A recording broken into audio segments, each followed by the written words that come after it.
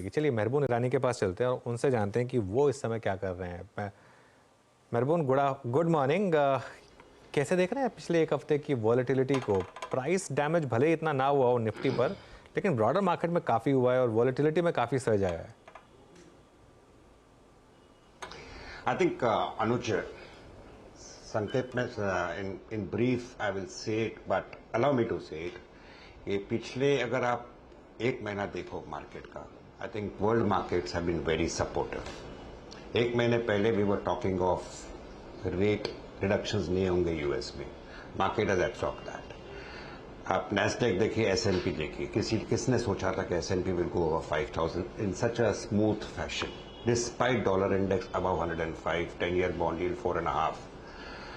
तो ये सारे पॉजिटिव फैक्टर्स के बावजूद इंडियन मार्केट्स में थोड़ी सी थकान आ गई है। There is clear cut exhaustion, थोड़ी सी डर भी आ गई है, largely to do with election results.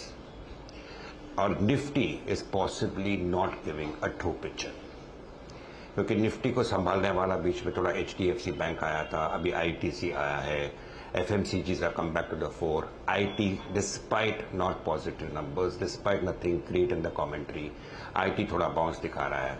So all this is protecting the Nifty to a large extent. लेकिन जो पेन हो रहा है वो ब्रॉडर मार्केट्स में हो रहा है. हमें अंडरस्टैंड करना चाहिए कि ब्रॉडर मार्केट्स में a large part of the money has gone from the new investors. आप न्यू इन्वेस्टर्स को, न्यू ब्रीड ऑफ इन्वेस्टर्स को, मैं उनको ट्रेडर्स कहता हूँ. दे हैव बॉट, जो भी दिखता है सामने, जो भी बढ़ता है मोमेंटम में, उन लोगों ने जाके खरीदा.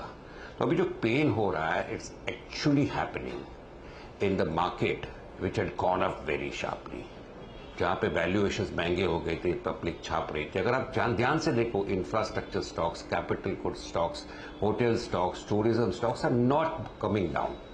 सो मार्केट समवेयर इज आइडेंटिफाइंग, और जो पैसे जोर से लगे थे कि मुझे रोज पैसे कमाना है, I think that money is possibly now suffering a little bit because those stocks are coming down sharply.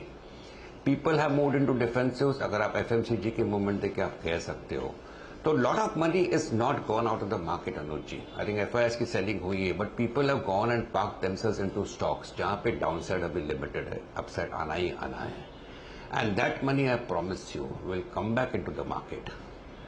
Whatever numbers the ruling party gets, अगर ग्रोथ कंटिन्यू होता है, कॉर्पोरेट अर्निंग्स कंटिन्यू होता है, तो somewhere this money will again shuffle from the little bit of differences back into some sectors which are going to do well. So I would say that this is healthy for the market. जो हो रहा है, correction हो रहा है, it's healthy for the market. थोड़ा सा market जल्दी से बढ़ गया था. आई एम नॉट सेइंग वापस बढ़ेगा नहीं immediately, but if it corrects a little bit more, it is good. And I promise you that money will get deployed into some solid, large mid caps, जैसे Indigo हो, या MCX हो, या Angel One हो, stocks which people like, people know ये companies are doing well. यहाँ पे 10-15%, 20% अगर लुढ़क जाता है, I promise you, Fresh Bank is going to come and buy into it, despite whatever numbers the ruling party gets. So there is an opportunity coming our way. नया खरीदने के लिए घाई किया है. मैं 2-4% ऊपर में लूंगा या 10% नीचे में लूंगा, बट लेना तो है मुझे मार्केट में, because India story remains intact. So little caution, little correction. मेरे 25 साल के अनुभव से मैं कह रहा हूँ, I think this is definitely healthy for the markets. Healthy for the market. अच्छा, अब एक दो स्टॉक्स की बात करते हैं. कोटक महिंद्रा बैंक, इस पर मेहरबून जी अब आपका क्या व्यू बन रहा है? क्या लीप ऑफ फेथ लेके बाय किया जाए या अभी कुछ टाइम के लिए अवॉइड करें? कुछ टाइम के लिए अवॉइड करें. I think whatever has happened, regulatory action बोलो, नोटिस बोलो, बैंक को भेजा था. I am quite sure the bank will take its steps. But Anuj ji, जो मार्केट में हम लोग है, I think the only thing going in favour of Kotak right now is कि पिछले 3 साल में स्टॉक ने कुछ नहीं किया था. In fact is come down. So from the price angle, it's a stock which is given multi bagger returns to investors over the last many years. तो कहाँ पे टेम्पटेशन होता है कि मैं जाके खरीदूं? ये सेम टेम्पटेशन HDFC बैंक के बारे में भी होता था for the last 1 year. And I had again stated the same thing. If you are buying for the next 5-10 years, go and buy. But let's be very honest. I think how many people go and buy stocks for the next 5-10 years? Because money has got an opportunity cost. और ये opportunity cost अगर आप मुझे पूछो तो अगर आप ध्यान से देखो, I think it will be at a speak over the next 1 month, because lot of opportunities will come your way. अगर मार्केट यहाँ से और 5 साल 10% लुढ़कता है तो फॉर वॉट एवर रीजन, नहीं भी लुढ़कता है तो individual stocks according to me there will be lot of opportunities coming there. कहीं पे आई थिंक एक्सेप्ट करना चाहिए कि market has gone up, stocks have gone up specially in quite a few sectors because of money flow. तो थोड़ा भी money flow ढीला होता है the stocks correct by 5 and 15-20% also, जो हुआ है पिछले 3-4 दिन में। Nifty didn't do anything, side market fail, specially certain stocks in certain sectors. I think an opportunity is going to come. In the midst of that, are you going to go and use your money to buy into a Kotak right now or an HDFC Bank right now? So if you want to play safe, कि मुझे पैसा घुमाना नहीं है, मुझे 3 साल तक मैं पैसा देखूंगा नहीं, तो Kotak would not be a bad option. But according to me, money can be deployed in a better way if one is patient over the next 1 to 3 weeks.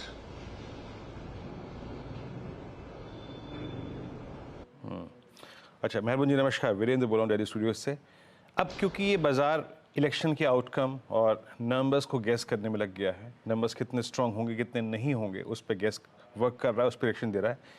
एक दो स्पेस जिस पर मौजूदा सरकार की नीतियों का काफ़ी प्रभाव पड़ा था, और स्पेशली जो ऑयल प्राइसिंग थी, पॉलिसी थी सरकार की, उसने HPCL, BPCL, IOC को बड़ा एडवांटेज दिया था। इस स्पेस को आप आने वाले नंबर्स से कोरिलेट करके कैसे देखते हैं? हमने मेरे ख्याल से लास्ट 6 महीने में इनके करियर का सबसे अच्छा दौर देखा। अब आप कैसे रीड कर रहे हैं HPCL, BPCL और IOC को sir? Virendra, I think I will be very honest, अगर आपने मुझे सवाल 10 दिन पहले बोला होता तो मैं कहता कि HPCL, BPCL में जो करेक्शन आया है should be used as a buying opportunity. फिर से बोनस अनाउंसमेंट के बाद पब्लिक सोचती है काफ़ी कट गया, पीपल है कम एंड बॉट। बट अगर आप मुझे पूछो तो I have been extremely positive. मैं कहता हूं कि energy including oil, power, gas, green energy, जो भी कहना है कहीं, I think is my best sector for investment. Stocks जल्दी से बढ़ गए हैं वो अलग बात है, थोड़ा सा करेक्शन आ सकता है, बट ये sector I think is going to do very well. रही बात HPCL, BPCL की, I think I am looking at the investments with this company are making, और जो इन्वेस्टमेंट्स जा रही है ग्रीन एनर्जी में, I think they are going to be very important players. ये ऑयल मार्केटिंग कंपनीज पहले की तरह जो पहले का मॉडल था वो अभी नहीं रहा, तो that is why there is a premium coming to their valuation right now. जो पहले कभी 5 साल 6 साल पहले कोई ये स्टॉक्स को इस तरह से नहीं देख रहे थे जैसे अभी देख रहे हैं। तो simple answer to your question, I think if the stocks correct again for whatever reason, I think yes it's a buying opportunity. आज की तारीख में भी if you are buying into it, I personally believe, okay, I'm personally holding the stock, clear disclosure, I personally believe you're not going to lose money as investment. I think story is good, prices can correct, but main focus now is on the investments and how it fructifies.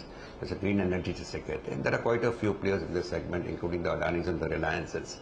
So I think BPCL, HPCL, even IOC are making right investments, and if this sector comes up well over the next 2-3 years, this stocks also should do well, in my personal मानना है।